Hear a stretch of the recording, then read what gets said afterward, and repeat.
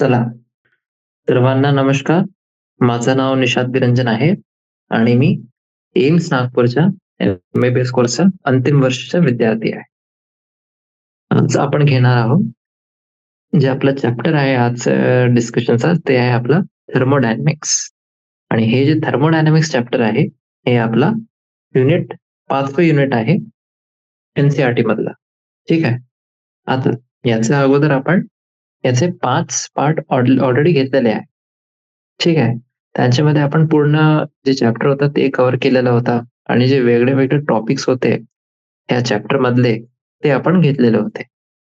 आजचा आपला मुख्य उद्देश आहे, की आपण जे समरी आहे चॅप्टरची ते घेऊ. ठीक आहे. एकदा आपण समराईज करू, की चॅप्टरमध्ये काय-काय होतं, काय-काय आपण शिकलेले आहोत आणि मग त्याच्यानंतर आपण जे एक्सरसाइज आहे, या चॅप्टर मधली जे चॅप्टरचा नंतर एक्सरसाइज राहते, त्याचे सोल्युशन्स आपण बघू. ठीक आहे. चला. तर एकदा आपण हे बघून घेतो, की आपले जे ऑब्जेक्टिव्हज होते, ते आपण कोणते-कोणते कव्हर केले आतापर्यंत. सगळ्यात पहिले आपण बघितलेलं होतं, जे आपले टर्म्स राहतात. कोणते टर्म्स? एक आहे आपलं सिस्टम आणि सराउंडिंग्स. सिस्टम म्हणजे काय असते आणि सराउंडिंग म्हणजे काय असते, ते आपण ऐकलेलं होतं. मग त्याच्यानंतर जे वेगळ्या प्रकारचे आपले सिस्टम राहतात, बरोबर? कोणते-कोणते सिस्टम राहतात आपले? क्लोज सिस्टम, ओपन सिस्टम आणि आयसोलेटेड सिस्टम. हे जे 3 आपले वेगळे प्रकारचे सिस्टम आहेत, त्यांच्यामध्ये काय आपला डिफरन्स राहते ते आपण बघितलेलं होतं. त्याच्यानंतर आपण हे समजलो, की इंटर्नल एनर्जी म्हणजे काय असते? वर्कचं काय कन्सेप्ट राहते जे आहे ते कसे रिलेटेड आहे हे इंटर्नल एनर्जी आणि वर्क सोबत. आता एकदा आपण आपले बेसिक्स हे कव्हर केले, त्याच्यानंतर आपण काय बघितलेलं होता? First law of thermodynamics. आणि हे जे फर्स्ट लॉ ऑफ थर्मोडायनामिक्स आहे, याचा आपण स्टेटमेंट बघितला, की याचं कसं आपण स्टेट करतात त्याला आणि मग त्याच्यानंतर आपण त्याला मॅथेमॅटिकली एक्सप्रेस केलेला होता. ठीक आहे, की जर हे तर ठीक आहे, की आपण कोणताही आपलं जे पॅरामीटर आहे किंवा फिनॉमिना त्याला आपण स्टेट करतो. पण त्याला जर आपल्याला अप्लाय करायचं आहे, त्याच्यासाठी आपल्याला त्याचा मॅथेमॅटिकल फॉर्म बघावा लागेल. हे आपण बघितलेलं होतं. त्याच्यानंतर मग आपण एनर्जी चेंजेस जे असतात, ते कॅल्क्युलेट केले. जे वर्क आणि हीट कॉन्ट्रिब्युशन्स राहतात केमिकल सिस्टममध्ये, त्याच्याबद्दल. मग याच्यानंतर आपण स्टेट फंक्शन्स बघितले होते. आता हे जे स्टेट फंक्शन्स आहे, हे आपले राहतात इंटर्नल एनर्जी म्हणजे यू आणि हीट एन्थॅल्पी म्हणजे एच याच्यामध्ये. याच्यानंतर आपण जे चेंज इन इंटर्नल एनर्जी आहे आणि चेंज इन हीट एन्थॅल्पी, हे जे 2 आहे यांना आपण कोरिलेट केला दोघांना. मग त्याच्यानंतर आपण ठीक आहे, तर हे जे 2 होते आपले चेंज इन इंटर्नल एनर्जी आणि चेंज इन हीट एन्थॅल्पी, हे दोघांनाही आपण कोरिलेट केला आणि त्याच्यानंतर एक्सपेरिमेंटली मोजलं पण. ठीक आहे. आता याच्यानंतर आपण जे आपले स्टँडर्ड स्टेट्स असतात, चेंज इन हीट एन्थॅल्पीसाठी जे आपले स्टँडर्ड स्टेट असतात, त्यांना आपण डिफाईन केला. एकदा ते डिफाईन झाले, तेव्हा आपण कोणते-कोणते बघितले होते? Standard एन्थॅल्पी of sublimation, standard एन्थॅल्पी of evaporation, है ना? हे सगळे जे आपले प्रोसेस राहतात, ते आपण बघितले होते. ठीक आहे. मग त्याच्यानंतर आपण एन्थॅल्पी चेंजेस जे आहे, त्याला कॅल्क्युलेट केलेला होता. होण्यासाठी जे वेगवेगळ्या प्रकारचे आपले रिएक्शन्स राहतात, त्याच्यामध्ये आपण एक्झाम्पल घेतलेले होते आणि हे जे एक्झाम्पल्स आहे, त्यांच्यासाठी आपण एन्थॅल्पी चेंज कॅल्क्युलेट केले. ठीक आहे. मग आपण काय बघितलं त्याच्यानंतर, की आपला हेस लॉ काय राहते? जे आपला हेस लॉ आहे, हेस लॉचं आपलं पूर्ण काय नाव आहे? Hess law of constant heat summation. हे आहे आपला हेस लॉ. त्याला आपण स्टेट केला, त्याचा स्टेटमेंट बघितला, की त्याचा काय डेफिनेशन राहते आणि मग त्याला आपण अप्लाय पण केलेलं आहोत. ठीक आहे. तर हे झालं. त्याच्यानंतर मग आपण बघितलेलं होतं, की जे आपले एक्सटेन्सिव्ह प्रॉपर्टीज राहतात आणि इंटेन्सिव्ह प्रॉपर्टीज राहतात. त्यांच्यामध्ये आपण कसे डिफरन्शिएट करू, बरोबर? कारण की हे दोघंही आपले पूर्ण केमिस्ट्रीमधले ते त्याचं बेसिस असतात. जर आपल्याला हे नाही माहिती आहे की कोणती आपली क्वांटिटी, जितका आपल्याजवळ वस्तू आहे ते त्याच्यावरती डिपेंड करते, ते जाणल्यानंतर अगोदर आपण काहीच नाही करू शकतो. ठीक आहे. हे झाले होते आपले एक्सटेन्सिव्ह आणि इंटेन्सिव्ह प्रॉपर्टीज. मग त्याच्यानंतर आपण स्पॉन्टेनियस आणि नॉन स्पॉन्टेनियस जे प्रोसेस असतात त्यांना आपण डिफाईन केला. स्पॉन्टेनियस प्रोसेस म्हणजे काय असते, नॉन स्पॉन्टेनियस प्रोसेस म्हणजे काय असते आणि त्यांचं ऍप्लिकेशन कसं राहते. आता ऍप्लिकेशनचं जेव्हा आपण गोष्ट करतो, ऍप्लिकेशन मध्ये आपण काय बघितलेलं होता, जे आपलं एंट्रोपी आहे, एंट्रोपीला आपण एक्सप्लेन केलेला होता की एंट्रोपी कशा आपला एक थर्मोडायनामिक स्टेट फंक्शन असते आणि कशा आपण त्याला अप्लाय करू स्पॉन्टेनिटीसाठी. ठीक आहे. मग एकदा आपण एंट्रोपी बघितल्या, त्याच्यानंतर आपण कालचे जे सेशन होता त्याच्यामध्ये आपण काय बघितलेलं होता, गिब्स एनर्जीची. आता हे जे गिब्स एनर्जी चेंज आहे त्याला आपण डिनोट कसे करतात, डेल्टा जी. आणि हे जे गिब्स एनर्जी चेंज आहे त्याला आपण फ्री एनर्जी चेंज पण म्हणतात. बरोबर. ठीक. आता एकदा आपण हे पण समजलो की आपला गिब्स एनर्जी चेंज काय राहते किंवा फ्री एनर्जी चेंज काय राहते, त्याच्यानंतर आपण एक रिलेशनशिप एस्टॅब्लिश केला डेल्टा जी आणि स्पॉन्टेनिटी मध्ये. डेल्टा जी म्हणजे काय, गिब्स एनर्जी चेंज आणि स्पॉन्टेनिटी यांच्यामध्ये काय रिलेशन राहते ते आपण बघितलेला होता. आणि मग त्याच्यानंतर आपण बघितला होता की डेल्टा जी आणि इक्विलिब्रियम कॉन्स्टंट जे आहे हे दोघांमध्ये काय रिलेशन असते. ठीक आहे. इक्विलिब्रियम कॉन्स्टंट म्हणजे ए. तर एकदा आपण त्याचे फॉर्म्युले जे आहे ते आपण एकदा रिवाइज करू. जे आपण गिब्स एनर्जी चेंजचे बघितलेले होते ना, ते आपण बघू एकदा. हा, एक आपला फॉर्म्युला कोणता होता, G is equals to H minus T S. हे वाला होता.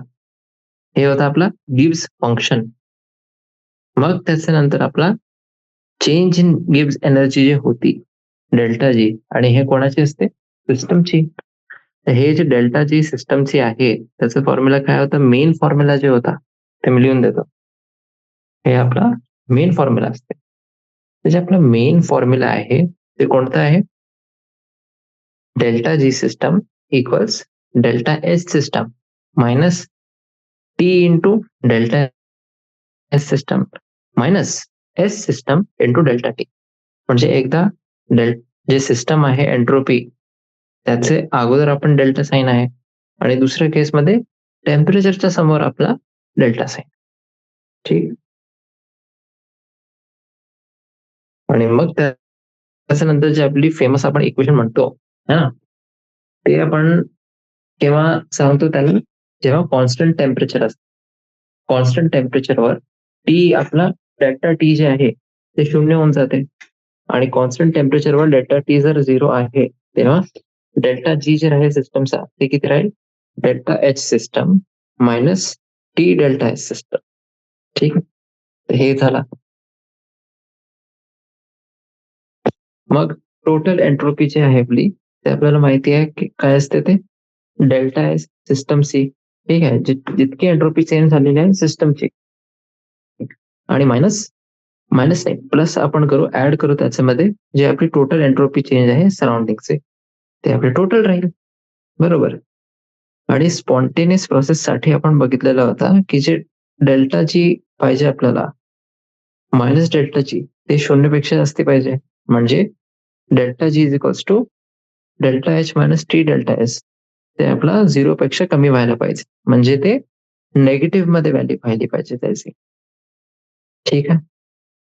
मग त्याच्यानंतर आपलं होतं सेकंड लॉ ऑफ थर्मोडायनामिक्स आणि त्याच्यानंतर आपलं होतं थर्ड लॉ ऑफ थर्मोडायनामिक्स.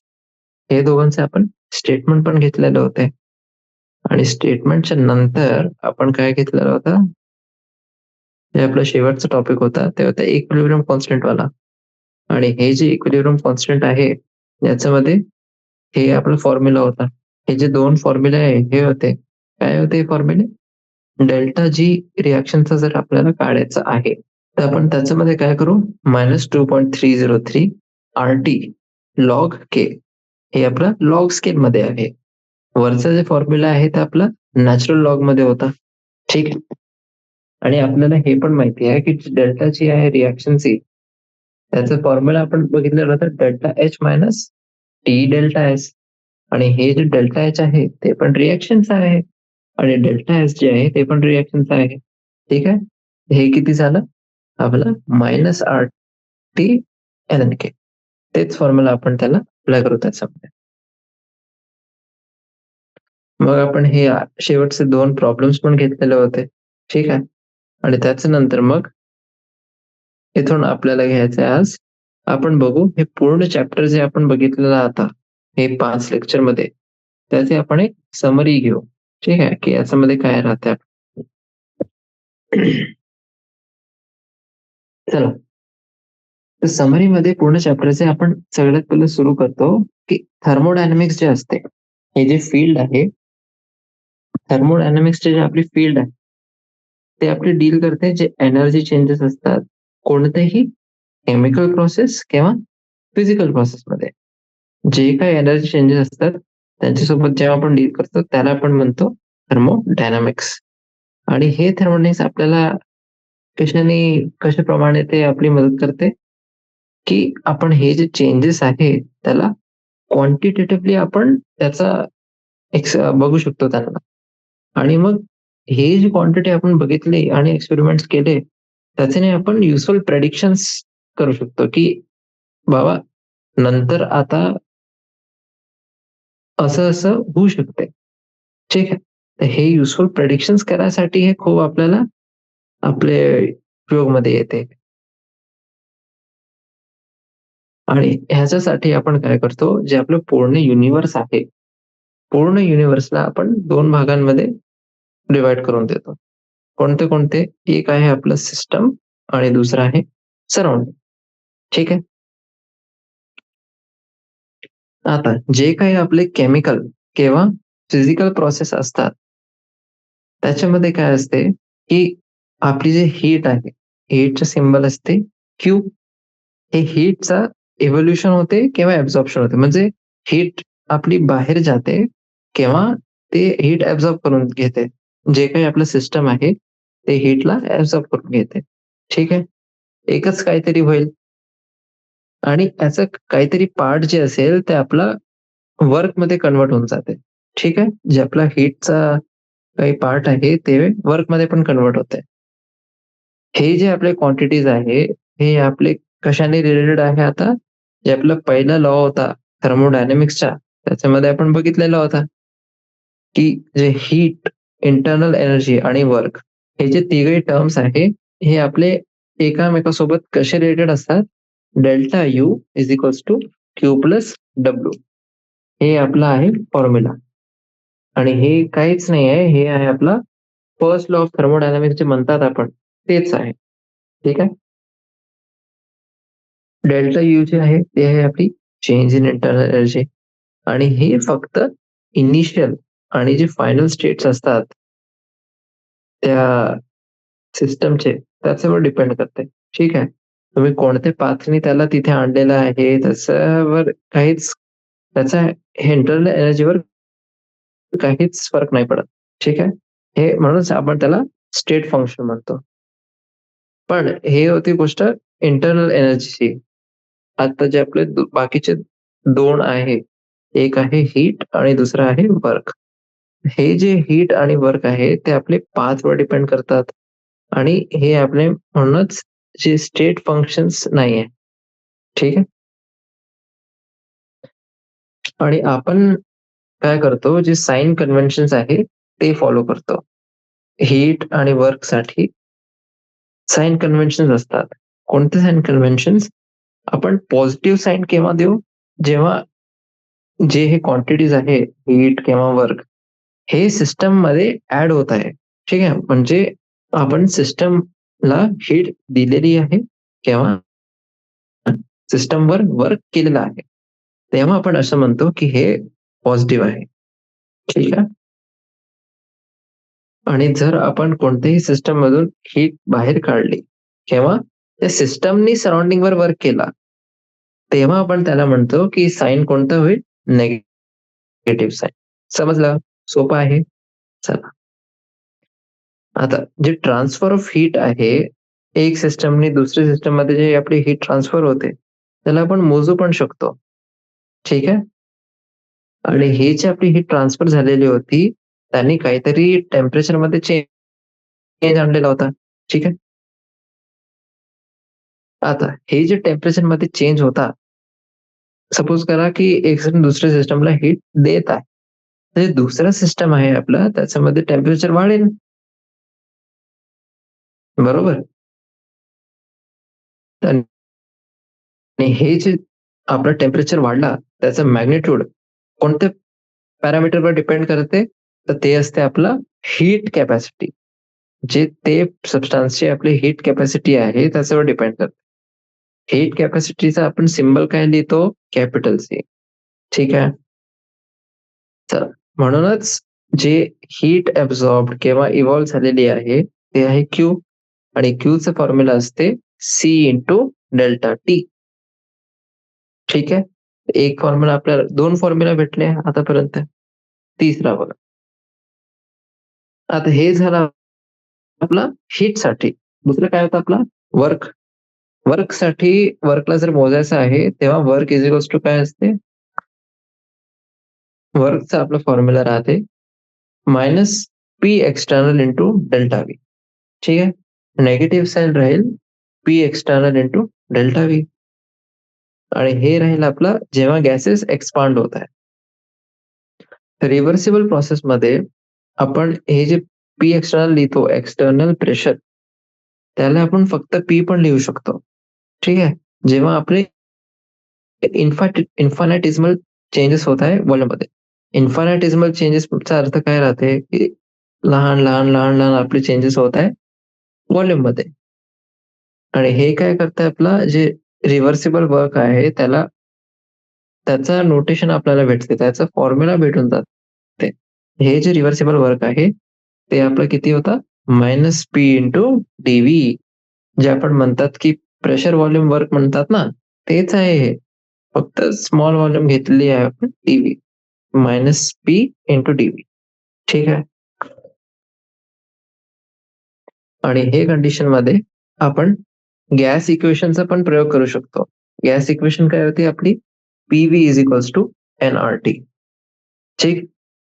तर आता हे वाला जे पहिला पार्ट होता, याच्यामध्ये आपण कोणते कोणते इक्वेशन घेतले ते आपण बघू.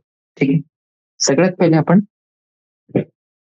बघितला की जे आपलं फर्स्ट लॉ ऑफ थर्मोडायनामिक्स आहे, त्याचे आपण एक इक्वेशन बघितली, हे वाली. ठीक आहे? मग त्याच्यानंतर दुसरी होती आपली Q is equals to C T, हे वाली इक्वेशन. मग होती आपली work is equals to minus P external into delta V. मग त्याच्यानंतर रिव्हर्सिबल प्रोसेससाठी आपण बघितलं की minus P into D V. आणि त्याच्यानंतर शेवटचा आपला होता P V is equals to N R T. बरोबर? चला, ठीक आहे. तर हे होतं आपला पहिला वाला. आता दुसरा आपण पार्ट बघू. याच्यामध्ये काय दिलेलं आहे, की कॉन्स्टंट व्हॉल्यूमवर जे आपलं वर्क डन राहते ते शून्य राहते. काहीच वर्क नाही होत. आणि ह्या केसमध्ये कॉन्स्टंट व्हॉल्यूममध्ये जे आपलं चेंज इन इंटरनल एनर्जी आहे, ते इक्वल्स राहते आपला क्यूव्ही. क्यूव्ही म्हणजे काय? की हीट ट्रान्सफर जे झालेलं आहे कॉन्स्टंट व्हॉल्यूमवर, ते आपलं असते क्यूव्ही. ठीक आहे? पण जेव्हा आपण हे केमिकल रिएक्शनचा अभ्यास केला होता, तेव्हा आपण कॉन्स्टंट प्रेशर नेहमी आपण कोणतं घेतो? कॉन्स्टंट प्रेशर घेतो. व्हॉल्यूमला नाही कॉन्स्टंट घेत आपण, कॉन्स्टंट प्रेशरवर घेतो. तर आपण दुसरं स्टेट फंक्शन इथे आता डिफाईन केलं होतं याच्यासाठी आणि ते होतं एन्थॅल्पी. जे आपलं एन्थॅल्पी चेंज राहते. एन्थॅल्पी चेंज म्हणजे डेल्टा एच. त्याचं फॉर्म्युला असते delta U plus delta N G R T. आणि हे आपण डायरेक्टली काढू शकतो. जितके आपले कॉन्स्टंट प्रेशरवर हीट चेंजेस झालेले आहे, त्याच्याने आपण याला डायरेक्टली कॅल्क्युलेट करू शकतो. म्हणजे याच्यासाठी काय असते, delta H is equals to Q P म्हणजे heat transfer at constant pressure. वर आपण काय बघितलेलं होता? कॉन्स्टंट व्हॉल्यूमवर. ठीक आहे? हे होतं ना इथे कॉन्स्टंट व्हॉल्यूमवर वर्क डन 0 आणि delta U is equals to काय होता, क्यूव्ही. आणि मग त्याच्यानंतर कॉन्स्टंट प्रेशरसाठी आपण बघितलेला होता एन्थॅल्पी चेंज जे आहे डेल्टा एच, त्याचा फॉर्म्युला काय होता, delta U plus delta N G R T. आणि कॉन्स्टंट प्रेशरवर आपला जे डेल्टा एच होता ते काय होतं, क्यूपी. ठीक आहे. आता खूप सारे प्रकारचे आपले एन्थॅल्पी चेंजेस राहतात.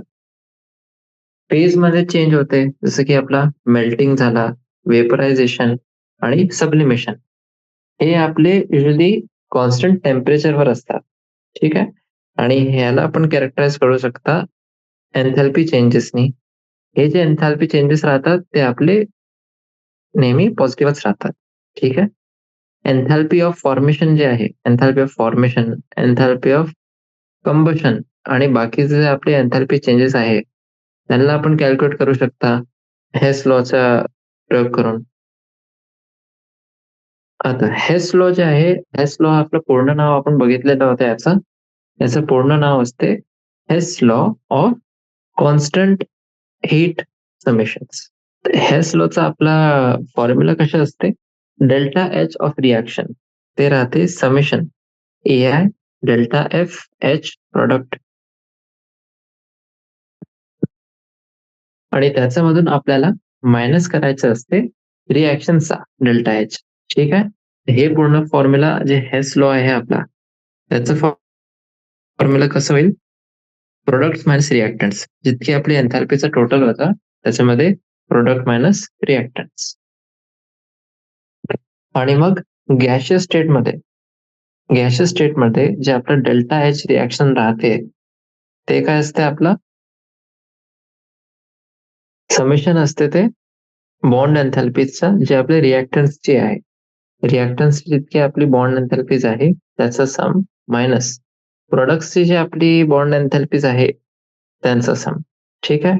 इथे बघा, आता इथे आपला रिॲक्टंट मायनस प्रोडक्ट आहे, पण वरच्या रिॲक्शन मध्ये काय होतं, प्रोडक्ट मायनस रिॲक्टंट. हे जे दोघेही आहे आपले, हे आपल्याला लक्षात ठेवावं लागेल. गॅशियस स्टेटमध्ये जे आपलं बघू आपण, त्याच्यामध्ये काय राहील, जर आपण बॉन्ड एन्थॅल्पी घेत आहोत तर आपल्याला रिॲक्टंट मायनस प्रोडक्ट करायचं आहे आणि प्रोडक्ट मायनस रिॲक्टंट नाही. ठीक आहे. आता जे पहिला लॉ आहे आपला थर्मोडायनामिक्सचा, ते आपल्याला गाईड नाही करत की केमिकल रिएक्शनचं डायरेक्शन कुठे असेल. ठीक आहे. म्हणजे कोणत्या डायरेक्शन मध्ये ती रिएक्शन जाणार आहे. म्हणजे जर आपल्याला असं म्हणायचं आहे एक स्टेटमेंट मध्ये, ते आपल्याला कोणतीही केमिकल रिएक्शनची ड्रायव्हिंग फोर्स काय असते त्याच्याबद्दल काहीच नाही सांगत ते. आयसोलेटेड सिस्टमसाठी जे चेंज इन इंटरनल एनर्जी राहते ती शून्य राहते. ठीक आहे. म्हणूनच इथे आपण दुसरं अजून एक स्टेट फंक्शन डिफाईन केलं, ज्याचं नाव काय होतं, एंट्रोपी. आणि त्याचं सिम्बल आहे कॅपिटल एस. आता एंट्रोपी आपली काय असते, एंट्रोपी आपलं असं मेजर आहे कोणाचा डिसऑर्डर किती आहे किंवा रॅन्डमनेस किती आहे. एक सिस्टम मध्ये किती डिसऑर्डर आहे, किती रॅन्डमनेस आहे, त्याचं आपलं मेजर असते एंट्रोपी. कोणतेही स्पॉन्टेनियस चेंज साठी जे आपली टोटल एंट्रोपी चेंज आहे ते पॉझिटिव्ह राहते. म्हणूनच कोणत्याही आयसोलेटेड सिस्टमसाठी चेंज इन इंटरनल एनर्जी जे राहील ते आपली शून्य राहील. म्हणजे जे डेल्टा एस आहे चेंज इन एंट्रोपी ते आपलं 0 पेक्षा जास्ती राहणार. म्हणूनच जे आपलं एंट्रोपी चेंज आहे ते डिस्टिंग्विश करते, ठीक आहे, काही डिफरन्शिएट करते एक स्पॉन्टेनियस चेंजला. कोणतं एक आपला प्रोसेस आहे ते स्पॉन्टेनियस आहे आणि दुसरा आपला नॉन स्पॉन्टेनियस आहे. त्याच्यामध्ये जर आपल्याला डिस्टिंग्विश करायचं आहे तर आपण काय घेऊ, एंट्रोपी घेऊ.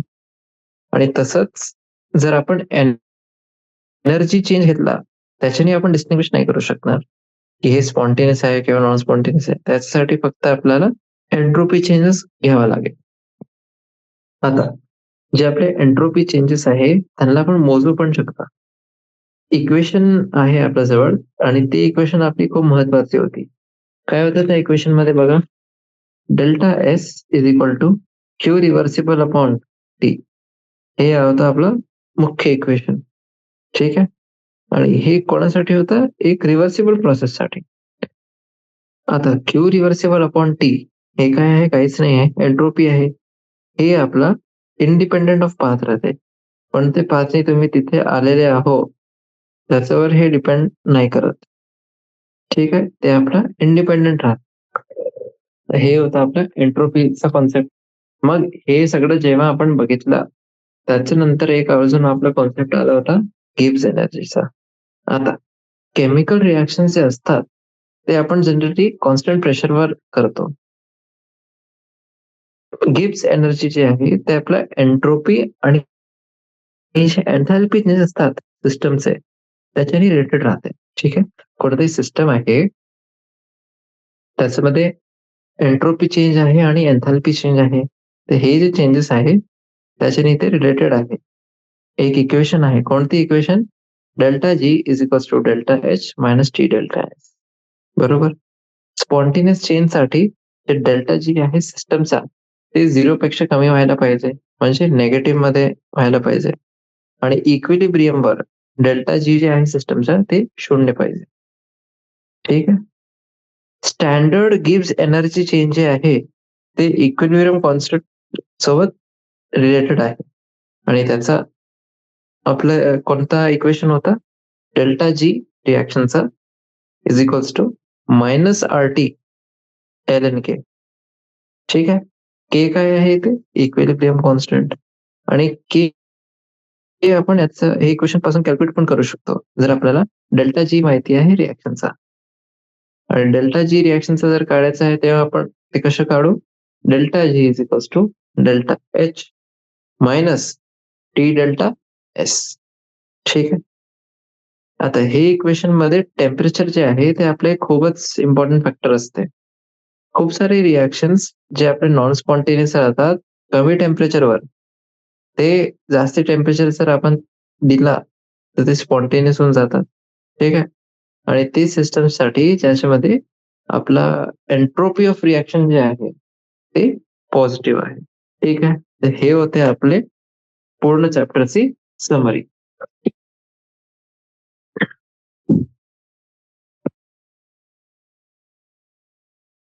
चला, तर हे होता आपला समरी. आपण पूर्ण एकदा रिवाइज केला चॅप्टरचा. आता आपण घेऊ जे आपले एक्सरसाइजेस आहेत ते घेऊ आपण. ठीक आहे. चला, तर पहिला आपला प्रश्न जे आहे त्याच्यामध्ये आपला एमसीक्यू टाईप ऑफ आहे. एमसीक्यू मध्ये काय दिलेलं आहे?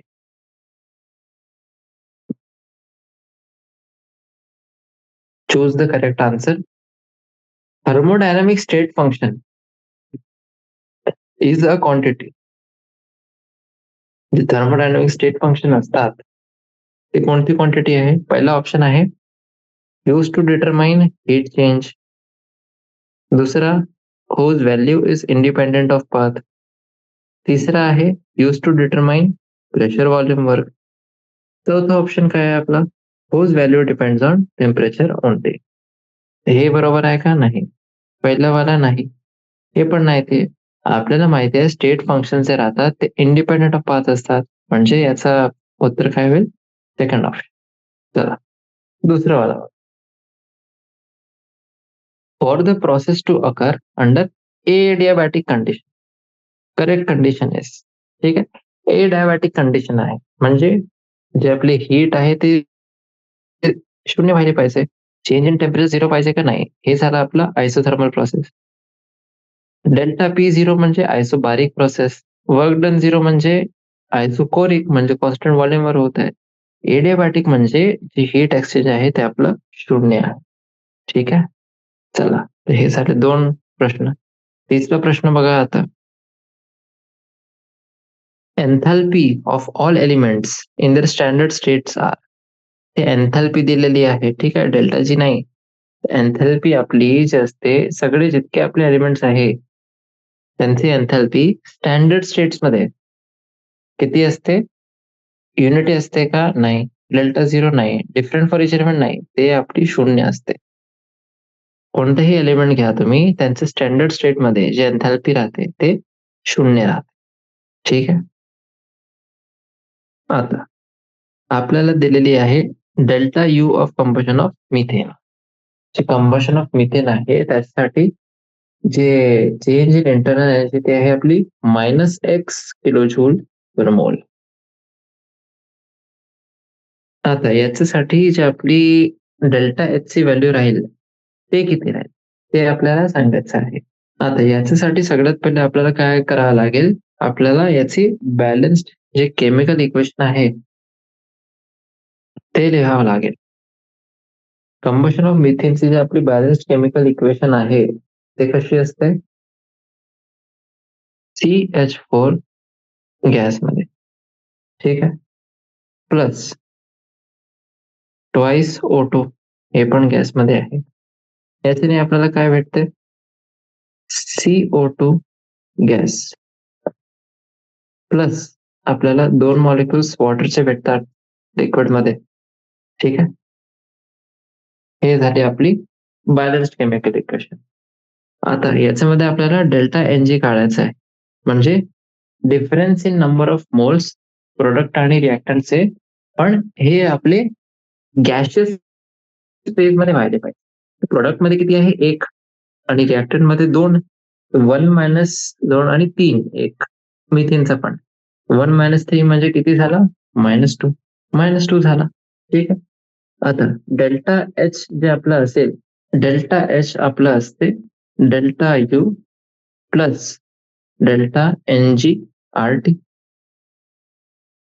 ठीक आहे. हे फॉर्म्युला असते, म्हणजे delta H is equals to delta U किती दिलेला आहे, -x plus delta N G R T, delta N G किती -2 म्हणजे -2 RT, म्हणजे हे आपला जे इंटरनल एनर्जी आहे त्याच्यापेक्षा कमीच राहील, कारण की नेगेटिव्ह मध्ये व्हॅल्यू वाढत आहे याची. याचं उत्तर काय होईल, तिसरा ऑप्शन, ठीक आहे.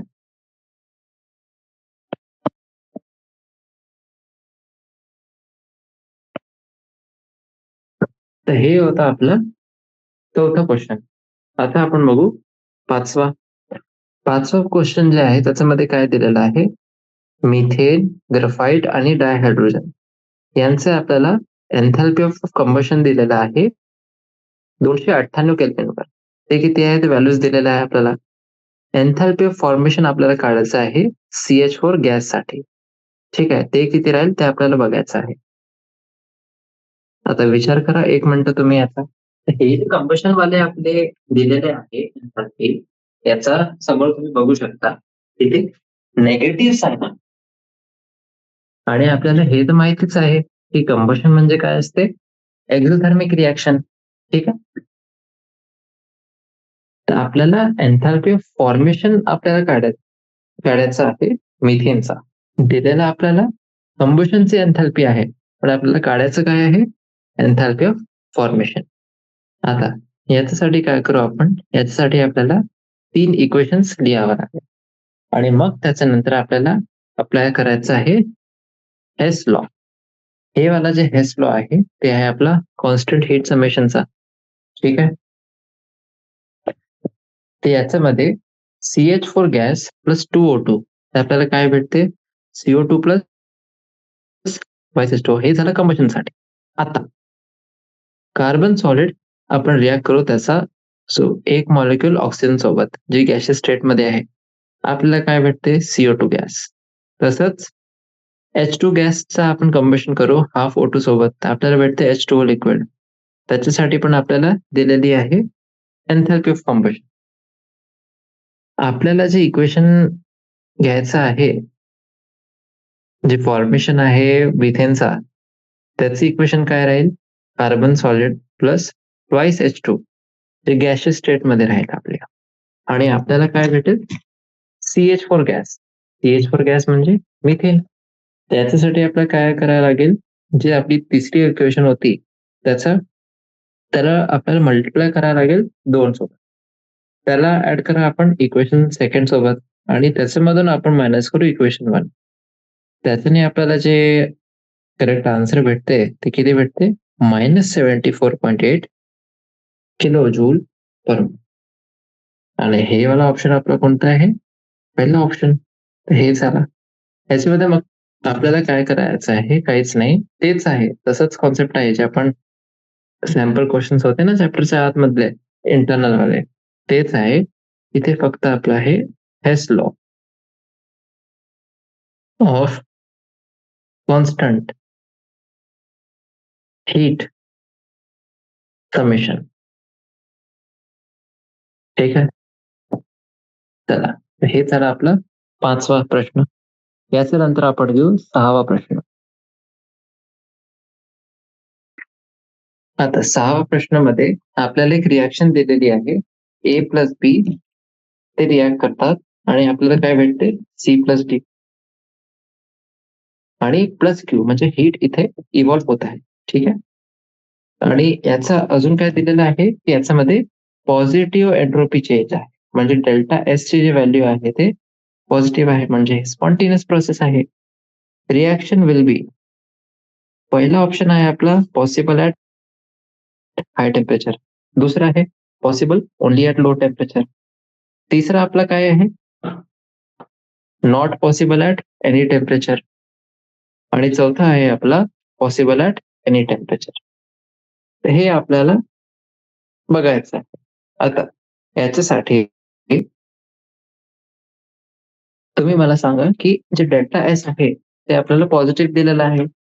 जर डेल्टा एस पॉझिटिव्ह आहे म्हणजे स्पॉन्टेनियस आहे.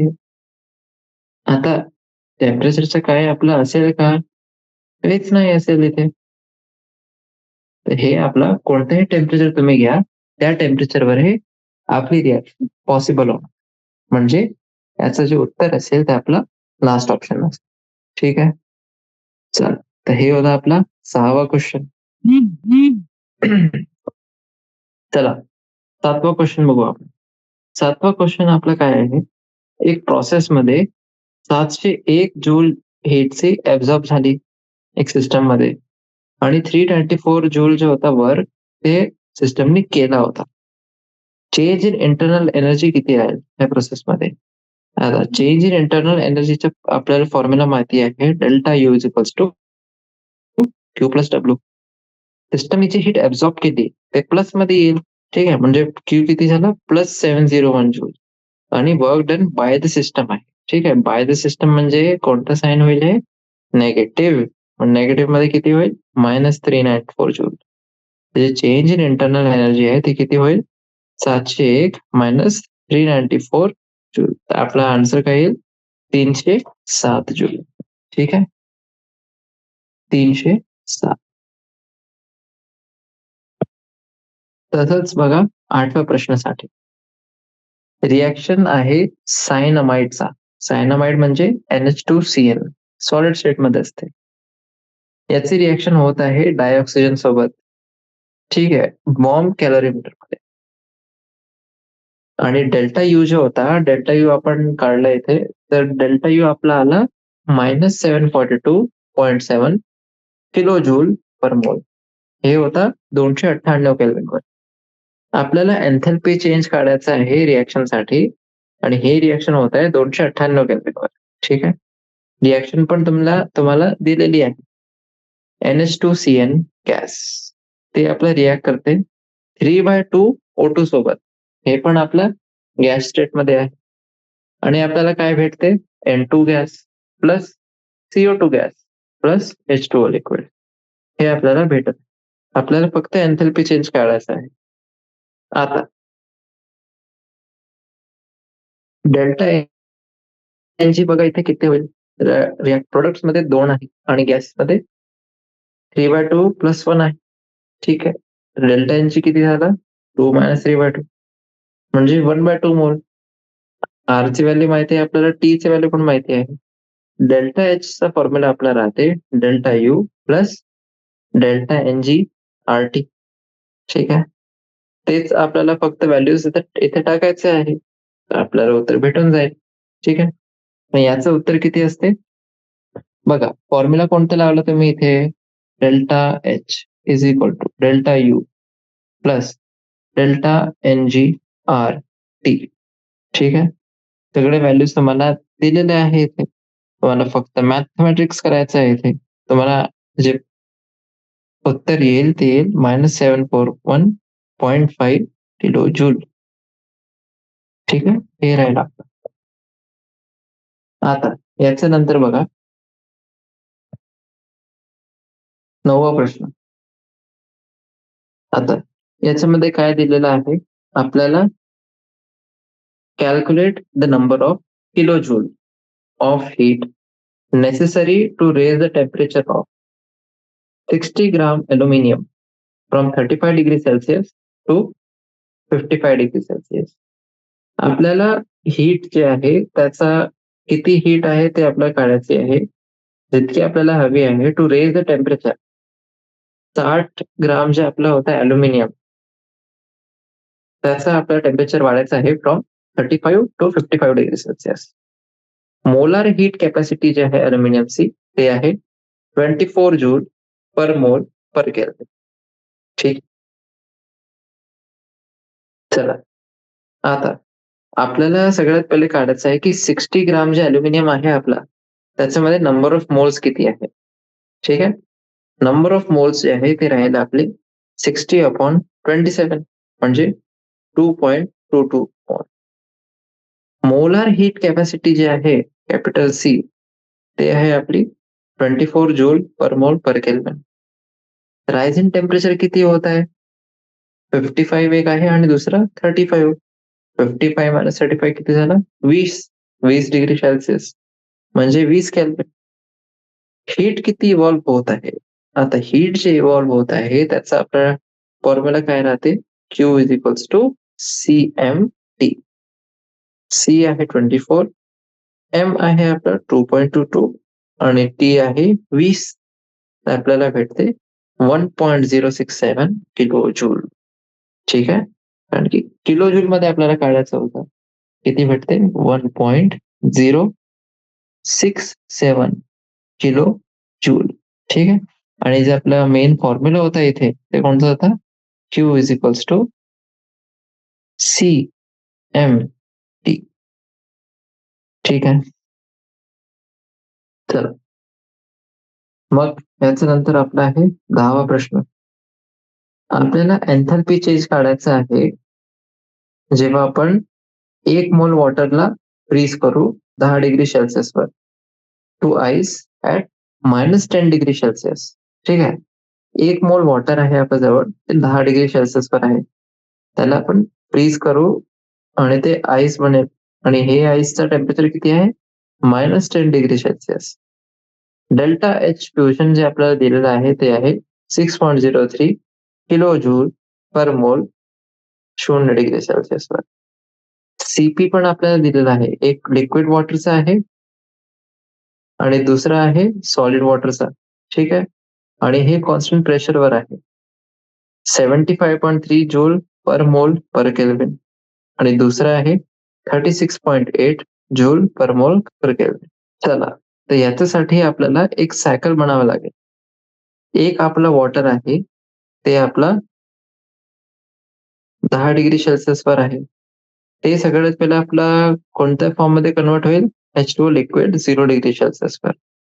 हे जे आहे हे आपलं मग नंतर कन्व्हर्ट होईल H2O सॉलिडमध्ये जे 0 डिग्री सेल्सिअसवर आहे आणि हे मग आपलं कन्व्हर्ट होईल H2O सॉलिड जे -10 डिग्री सेल्सिअसवर आहे. ठीक आहे. तर हे आपल्याला पूर्ण 3 जे आपले प्रोसेस आहे ते आपल्याला काढायचं आहे आणि याच्यामध्ये आपल्याला हेस लॉ लावावा लागेल. हेस लॉ जेव्हा आपण लावतो तर हे पूर्ण डेल्टा एच जे राहील पूर्ण प्रोसेससाठी ते आपलं राहील delta H1 plus delta H2 plus delta H3. ठीक आहे. डेल्टा H1 किती आहे, 753. डेल्टा H2 जे आहे ते आहे आपला -6030 जूल पर मोल आणि डेल्टा H3 आपला आहे -368. म्हणजे पूर्ण राहील आपला ते किती राहील 753 -6030 -368 जूल पर मोल. म्हणजे हे किती झालं, -5.645 किलो जूल पर मोल. ठीक आहे. त्याच्यामध्ये पण आपला मेन जे कॉन्सेप्ट होता ते आपला तेच होता, Hess law of constant heat summation. ठीक आहे. चला दुसरा बघा, एन्थॅल्पी ऑफ कंबशन आहे कार्बनचा. ठीक आहे. कार्बनचा कंबशन होत आहे टू CO2. ते आपली एन्थॅल्पी किती आहे? -393.5 किलो जूल पर मोल. आपल्याला हीट किती रिलीज झालेली आहे ते कॅल्क्युलेट करायचं आहे. Upon formation of 35.2 gram of CO2 from carbon and dioxygen gas. ठीक आहे. किती फॉर्म होत आहे CO2 ते आपल्याला दिलेलं आहे 35.2 ग्राम. आपल्याला हीट रिलीज काढायची आहे याच्यामध्ये. चला, तर आपली जी इक्वेशन आहे कंबशनची इक्वेशन ते कशी आहे? कार्बन सॉलिड ते रिएक्ट करत आहे 1 मोल ऑक्सिजन सोबत जी गॅसियस स्टेट मध्ये आहे आणि आपल्याला काय भेटते? CO2 gas. डेल्टा HC जे आहे एन्थॅल्पी ऑफ कंबशन ते आहे आपली -393.5 किलो जूल पर मोल. आता हे किती होता? 1 मोल साठी होता 44 ग्राम जे आहे CO2 चा, त्याच्या फॉर्मेशन मध्ये किती हीट रिलीज होत आहे? 393. तर म्हणजे 35.2 मध्ये किती होईल? फक्त क्रॉस मल्टिप्लाय करायचं आहे आपल्याला. 393.5 इंटू 35.2 अपॉन 44. त्याचं उत्तर काय येते? 314.8 किलो जूल. ठीक आहे. चला, आता जे एन्थॅल्पी ऑफ फॉर्मेशन आहे carbon monoxide, carbon dioxide, N2O आणि N2O4 हे आपले जे 4 आहे हे गॅसेस मध्ये आहे, गॅसेस स्टेट मध्ये. त्यांचे आपल्याला एन्थॅल्पीचं फॉर्मेशन दिलेलं आहे. ठीक आहे.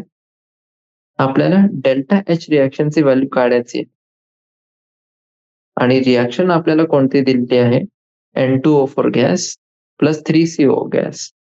ते आपल्याला काय देते? N2O गॅस आणि 3CO2 गॅस. आपल्याला एन्थॅल्पी ऑफ फॉर्मेशन दिलेलं आहे. आपल्याला डेल्टा H रिएक्शन काढायचं आहे. जे एन्थॅल्पी ऑफ रिएक्शन राहील ते किती राहील? तर ते आपले राहील प्रोडक्ट मायनस रिएक्टंट. प्रोडक्ट मध्ये किती होईल? 81 प्लस 3 इंटू -393 मायनस. ठीक आहे. मायनस आपल्याला काय करायचं आहे? रिएक्टंट्सचा करायचा आहे मायनस. रिएक्टंट्स मध्ये किती होईल हे? 9.7 प्लस 3 इंटू -110. हे झालं आपलं पूर्ण. आता याला जेव्हा आपण कॅल्क्युलेट करू तर आपल्याला भेटते -778 किलो जूल पर मोल. ठीक आहे. म्हणजे हे आपली रिएक्शन एक्झोथर्मिक रिएक्शन आहे. कारण की हीट आपली इव्हॉल्व्ह होत आहे. निगेटिव्ह साइन आला ना, म्हणजे हीट आपली इव्हॉल्व्ह होत आहे. ही कोणती रिएक्शन झाली? Exothermic reaction. ठीक आहे. आता 5.13 बघा. एक आपल्याला इक्वेशन दिलेली आहे आणि त्याचा एन्थॅल्पी ऑफ रिएक्शन पण दिलेला आहे. काय आहे ते? N2 gas plus 3H2 gas आणि आपल्याला काय भेटत आहे? 2 मॉलिक्युल्स अमोनियाचे गॅसियस स्टेटमध्ये.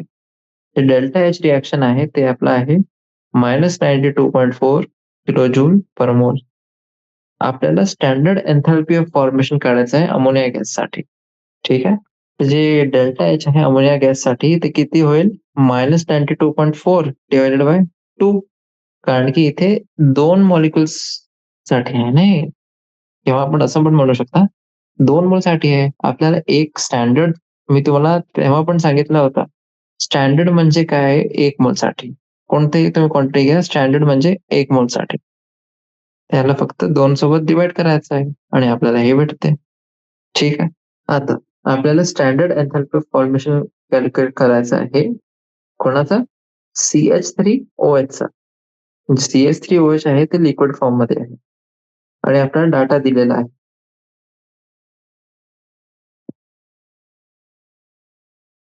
CH3OH लिक्विड ते आपलं रिॲक्ट करते 3/2O2 सोबत, जी गॅसियस स्टेट मध्ये आहे. आणि आपल्याला काय भेटते? CO2 gas plus 2 molecules वॉटरचे. ठीक आहे. याच्यासाठी डेल्टाची रिएक्शन दिलेला आहे. मग सी ग्राफाइट कार्बन आहे ती रिएक्शन करत आहे ऑक्सिजन सोबत ग्राफाइट आणि आपल्याला काय भेटत आहे? CO2. त्याच्यासोबत त्याच्यासाठी आपल्याला डेल्टा H कंबशन दिलेला आहे. मग याच्यानंतर H2 गॅस ते रिॲक्ट करत आहे हाफ O2 गॅस सोबत आणि आपल्याला भेटते H2O लिक्विड. याच्यासाठी डेल्टा H फॉर्मेशन दिलेलं आहे. आपल्याला स्टँडर्ड एन्थॅल्पी फॉर्मेशन कॅल्क्युलेट करायचं आहे CH3OH साठी. ठीक आहे. आपली जी इक्वेशन आहे ते कशी पाहिजे आपल्याला? कार्बन सॉलिड ते रिॲक्ट करते 2 मॉलिक्युल्स H2 सोबत गॅस स्टेट मध्ये आणि मग 1/2 O2 ते पण गॅस स्टेटमध्ये आणि आपल्याला काय भेटते CH3OH चा 1 मोल भेटते लिक्विड स्टेटमध्ये. म्हणजे स्टँडर्ड स्टेटमध्ये आहे त्याचं जे आपला एन्थॅल्पी राहील ते पण कोणती राहील? एन्थॅल्पी ऑफ फॉर्मेशन. ठीक आहे. याच्यासाठी आता काय करायचं? फक्त तेच करायचं आहे. आपल्याला जे इक्वेशन दिलेलं आहे त्याला मायनस प्लस असं काहीतरी अरिथमेटिक साइन आपल्याला टाकायचं आहे, की आपल्याला आपलं टार्गेट इक्वेशन जे आहे ते भेटेल. ठीक आहे. तर ते जेव्हा आपण करतो तर आपल्याला जे भेटते स्टँडर्ड एन्थॅल्पी ऑफ फॉर्मेशन ते किती भेटते? -239 किलो जूल पर मोल. हे होते आपले एक्सरसाइज. ठीक आहे. आणि हे याच्यामध्ये आपल्याला आता समाप्त झालेलं आहे थर्मोडायनामिक्स चॅप्टर. ठीक आहे. चला. थँक